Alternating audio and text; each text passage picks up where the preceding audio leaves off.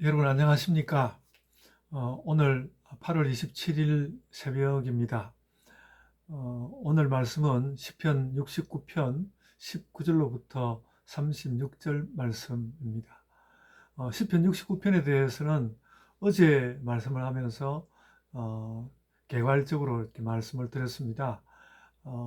1절에서 구원하소서라는 말에서 출발해서 30절 이하에 찬송한다는 말이 많이 나오는데 그 30절로부터 36절에 걸치는 그 부분에서 찬송에 도달하는, 그러니까 구원해 주시기를 원했는데 구원하시는 하나님에 대하여서 깨닫고 하나님을 찬송하는 그런 내용으로 되어 있다고 했습니다.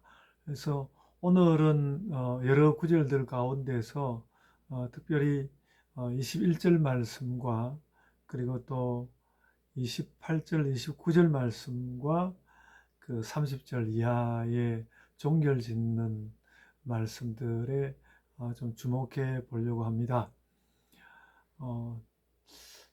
그러니까 그 어제도 말씀을 드렸지만 13절로부터 29절에 걸치는 쭉 이어지는 그 자신의 고통을 토로하는 말들 가운데서 굉장히 우리에게 이제 주목을 하게 하는 내용은 뭔가 하면 19절에서 우선 그걸 느낄 수 있는데, 19절에 오면 나의 비방과 수치와 능욕을 아시나이다 이런 이야기를 했는데요. 고난을 당하고 있는데, 그래서 고난 때문에 고통스러운데 뭔가 그걸로 인해서 또 타인들로부터 조롱도 받는 것 같고, 그 피하려고 해보니까 피할 곳도 없는, 어, 그래서 그 20절 끝부분을 보면 긍휼히 여길 자를 바라나 찾지 못하였나이다, 이렇게 피난처도 없는, 고통은 있는데 그 고통으로부터 벗어나고 조금이라도 고통을 완화시킬 방법이 하나도 없는 그런 상황이 되었는데, 거기에 대해서 한마디로 이제 평가를 한 내용이 이제 의미는 아까 제가 21절을 살펴보겠다고 했는데, 그들이 쓸개를 나의 음식물로 주며 목마를 때에는 초를 마시게 하였나이다, 이렇게 이야기했는데, 그 예수님이 십자가에 달렸을 때 신 포도주를 입에 머금게 했다는 게 바로 여기에 해당하는 것이죠. 그러니까 뭐 어차피 그 고통은 당신이 지고 가야 하는 거, 네가 지고 가야 하는 거고, 뭐 그냥 조금이라도 완화시킬 수 있을는지 모르지만 신 포도주라도 좀 머금게 하는, 그러니까 너의 고통은 네가 지고 가라라는 그런 의미가 들어있고, 그래서 그렇게 어, 말하자면 이제 신 포도주를 위해 머금게 하는 것이나 또 쓸개를 주는 것이나 초를 마시게 하는 것이나 다 우리는 도와줄 수도 없고 도울 마음도 없다. 그러나 그냥 이런 것으로 어, 어, 우리가 이런 것을 주는 것은 그냥 너의 아픔은 네가 지고 가라는 것이다, 뭐 이런 의미로 이 쓸개와 초를 주었다고 생각됩니다. 그러니까 아무데도 기댈 데가 없다라는 것을 말씀하고 있는 것이죠. 그래서 그런 것을 쭉 이제 그 말씀을 쭉 그 이하에도 가지고 내려가는데, 22절에서는 그들에 대한 그 자신을 고통스럽게 하는 그들을 향해서 그들의 밥상이 올무가 되게 하시고 그들의 평안이 덫이 되게 하소서.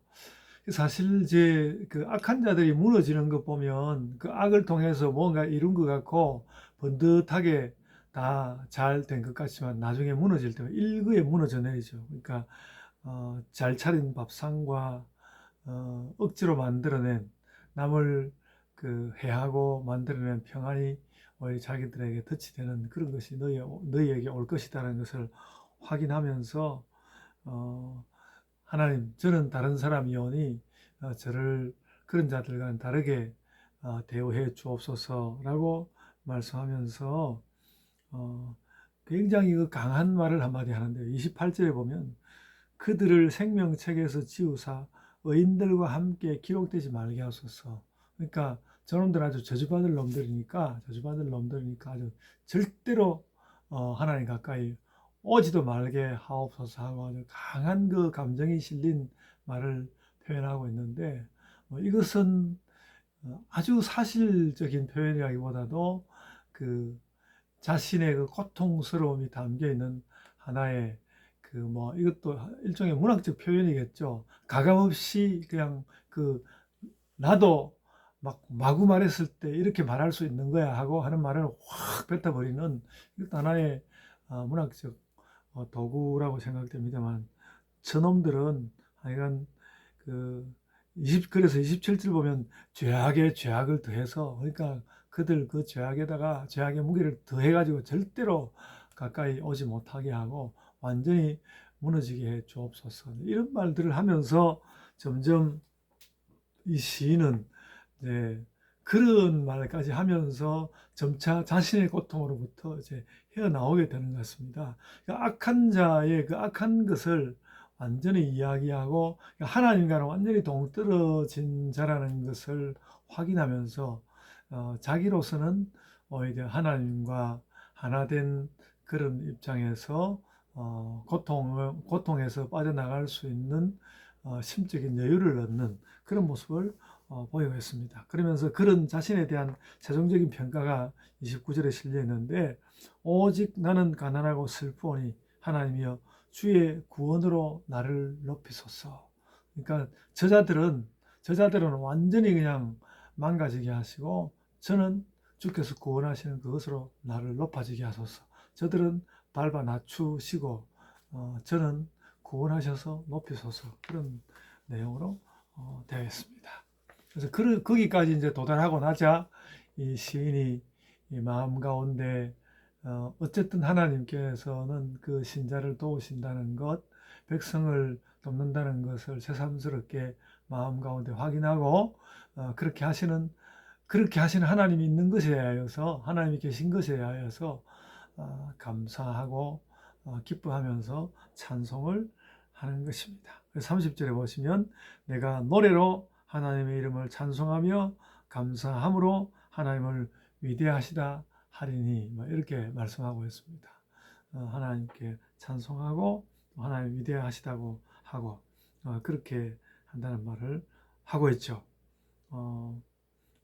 그렇게 해서 최종적으로 이 오늘 시편 69편을 마쳐가는 것을 우리는 볼 수 있습니다.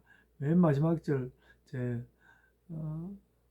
36절 보시면 그의 종들의 후손이 또한 이를 상속하고 그의 이름을 사랑하는 자가 그 중에 살리로다. 그러니까 하나님의 종으로 또 종들의 자녀들로 행복 가운데 살게 하실 것. 찬송할 때는 그 찬송 가운데는 그런 나를 건지시고 나의 자녀들도 살리시는 그런 의미를 담고 있다는 것이죠.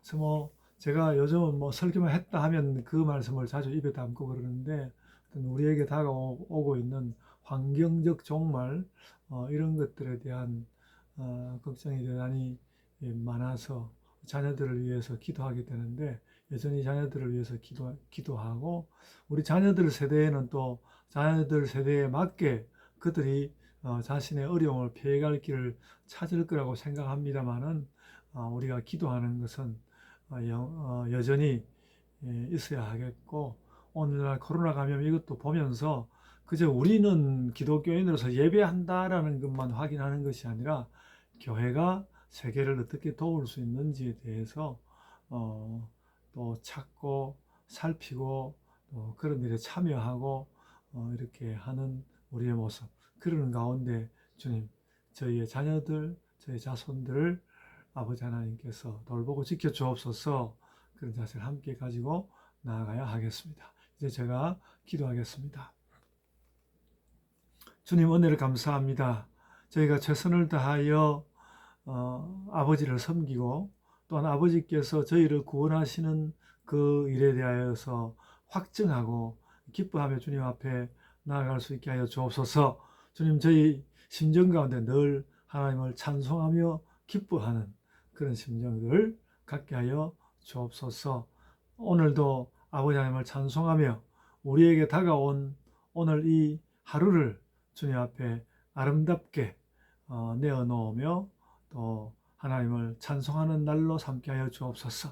우리에게 매일이 가장 의미 있는 것은 아버지 하나님을 찬송하기 때문이라는 것을 알고 우리가 목소리 높여 찬송하고 마음으로 찬송하며 또 기뻐하며 모든 찬송에 나아가게 하여 주옵소서. 감사하옵고 예수님 이름으로 기도드리옵나이다. 아멘. 하늘에 계신 우리 아버지여, 이름이 거룩히 여김을 받으시오며 나라가 임하옵시며 뜻이 하늘에서 이룬 것 같이 땅에서도 이루어지이다. 오늘날 우리에게 일용할 양식을 주옵시고 우리가 우리에게 죄 지은 자를 사하여 준 것 같이 우리 죄를 사하여 주옵시고 우리를 시험에 들리게 하지 마옵시고 다만 악에서 구하옵소서.